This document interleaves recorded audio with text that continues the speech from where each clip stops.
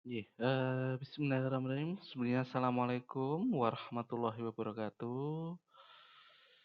Salam sejahtera untuk kita semua. Terima kasih untuk hari ini. Maka di hari ini kita akan melanjutkan apa yang sudah kita pelajari di pertemuan yang lalu.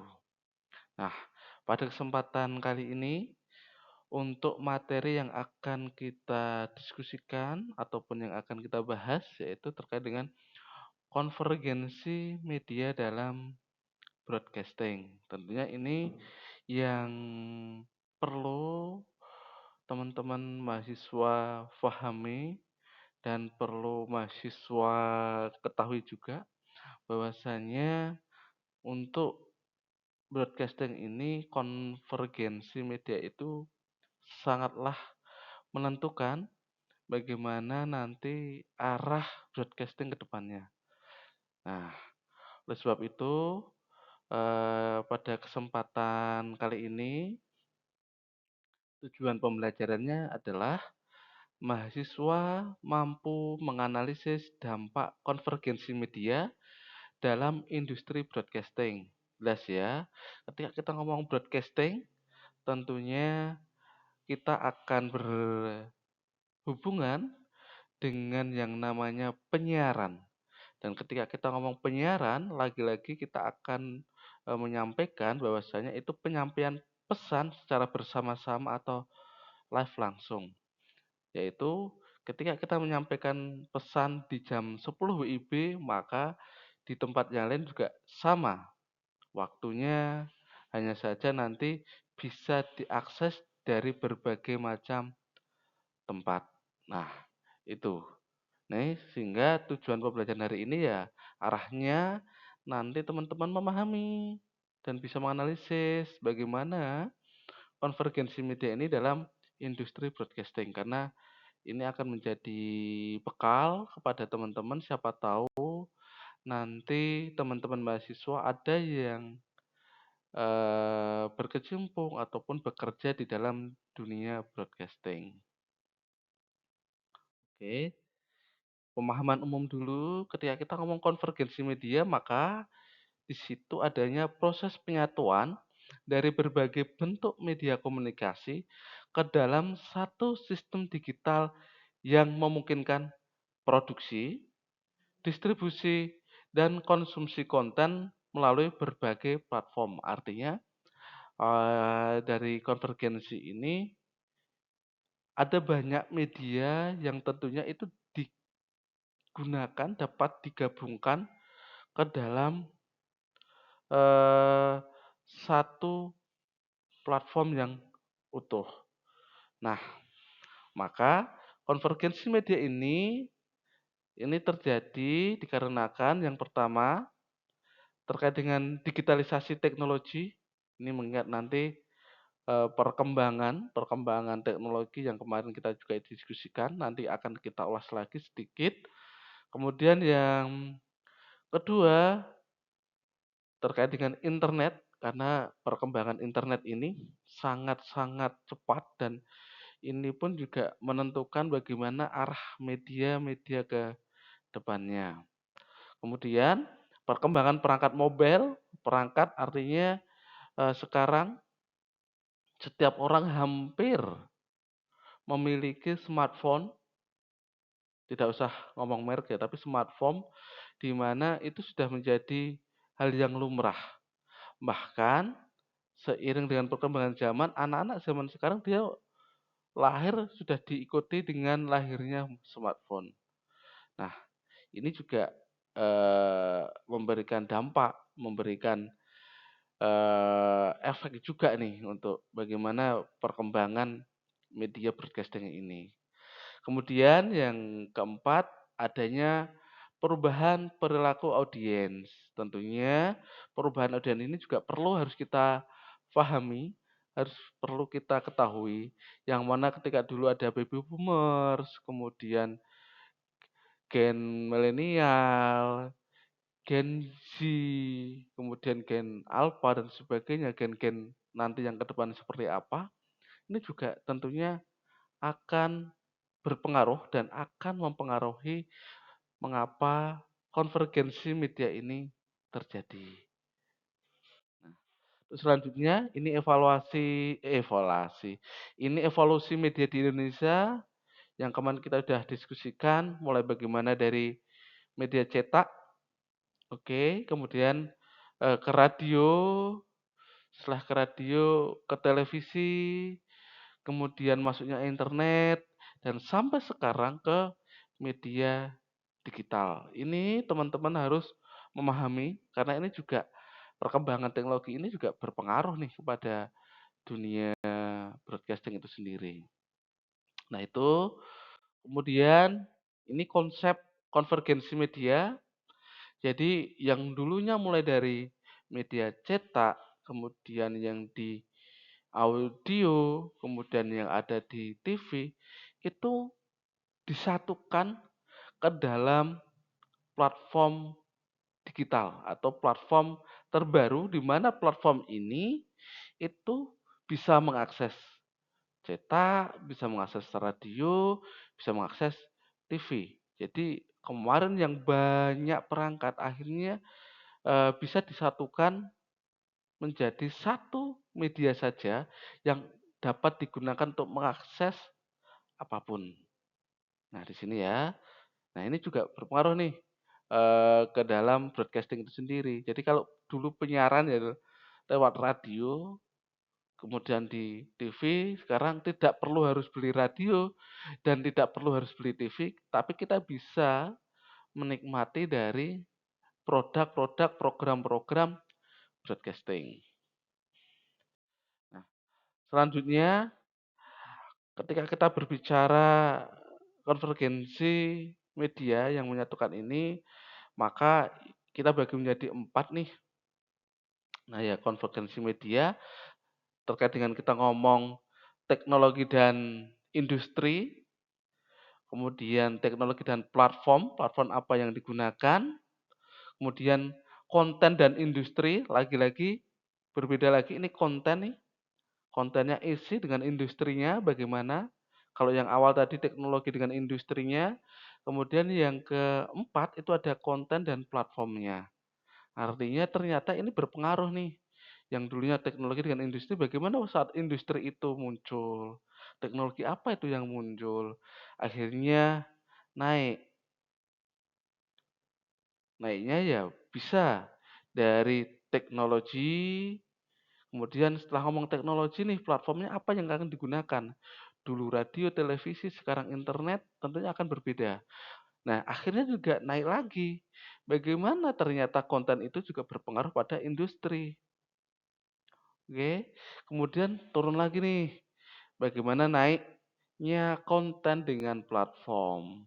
Sehingga teman-teman yang kalian rasakan hari ini misalnya platform-platform media sosial, kalau nanti mohon maaf kita sebut merek waralaba warna oranye itu juga pasti akan berhubungan dengan jualan dan sebagainya. Kalau yang warnanya hitam itu hiburan dan sebagainya. Nah, itu juga akan berpengaruh nih. Nah, itu jenis-jenis konvergensi di media. Kemudian ketika kita ngomong konvergensi teknologi, nah kita akan berpikir dari yang konvergensinya smartphone. Tadi sudah saya jelaskan sejak awal, smartphone ini sekarang menjadi konvergensi teknologi yang luar biasa. Di mana di smartphone ini TV, radio, internet itu bisa terakses dalam satu media. Sehingga gambar ini, smartphone ini menggambarkan satu perangkat tapi memiliki banyak fungsi media. Nah, itu ya. Jadi ini yang namanya konvergensinya. Nah, kemudian konvergensi industri yang dulunya dari media group, TV, website, radio, tapi sekarang sudah mengarah kepada ke YouTube, ke platform. Ataupun ini bisa menjadi platform yang lain. Seperti pertemuan yang kita sampaikan di minggu lalu, yang kemarin ternyata radio ada yang streaming juga ya, TV juga ada yang streaming juga ya. Jadi itu akan mempermudah nanti pendengar, penikmat broadcasting ini tidak perlu pasang antena, beli radio, tapi cukup bisa satu channel dan ini pun arahnya tentunya lebih mempermudah bagaimana audien ini mendapatkan informasi. Ini konvergensi industri. Kemudian ini konten, ya kan? Ketika kita ngomong konvergensi konten, teman-teman eh, akan memahami nih, wah ternyata satu berita bisa di-share ke berbagai macam media, entah itu TV, website, website lagi, kemudian di YouTube, kemudian di Instagram. Ini harusnya, mohon maaf ya, ini harusnya radio. Ini harusnya radio, tapi eh, ikonnya kurang pas, mohon maaf. Jadi TV ini bisa ke radio, ini ke website ataupun ke platform yang lain. Nah, kemudian ini konvergensi platformnya yang tadi kita diskusikan, yang mulai dari televisi, kemudian di radio, ada di mobile, ada di website, ada di podcast, sekarang sudah terintegrasi, terkonvergensi menjadi satu platform yang namanya platform digital. Entah itu bentuknya seperti apa, ini menghubungkan mereka semua. Ini menghubungkan media-media semuanya. Nah ini. Kemudian, ini kalau kita ngomong produksi konten, dulu konten kalau kita memproduksi untuk TV atau radio, kita harus ke studio kan? Kita harus ke studio, kemudian banyak yang dilibatkan, kemudian hanya bisa tertransmisi dengan analog. Tapi bagaimana sekarang? Ternyata konten-konten yang dulu yang hanya digunakan untuk televisi dan radio, sekarang kontennya sudah berkembang sangat jauh. Sehingga konten yang dibuat oleh produser ataupun si pembuat konten ini ya harapannya bisa disampaikan ke TV digital, bisa ke YouTube atau ke website atau ke media sosial. Jadi ini sudah konten-kontennya sudah berbeda. Bahkan jenis kontennya pun berbeda ya. Kalau teman-teman amati bagaimana akhirnya konten-konten iklan dan sebagainya, penyesuaian-penyesuaian dan sebagainya. Ini tentunya ada. Ini perubahan terkait dengan kontennya.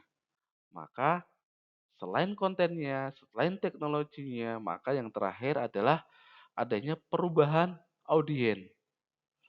Kalau dulu ketika kita ngomong media broadcast ini biasanya adalah one way communication, satu arah dari radio, dari televisi, sehingga audien atau pemirsa itu hanya melihat, hanya mendengar, kemudian oh ini ya, oh itu ya, oh ada informasi ini ya, dan sebagainya. Tetapi di konvergensi media ini di zaman sekarang itu sudah bukan lagi dua arah, tapi sudah interaktif multi arah, di mana audien bisa berkomunikasi dengan medianya, media bisa komunikasi dengan audien dengan audien dan sebagainya. Bahkan ini pun sudah komunikasinya sudah tidak lagi yang sifatnya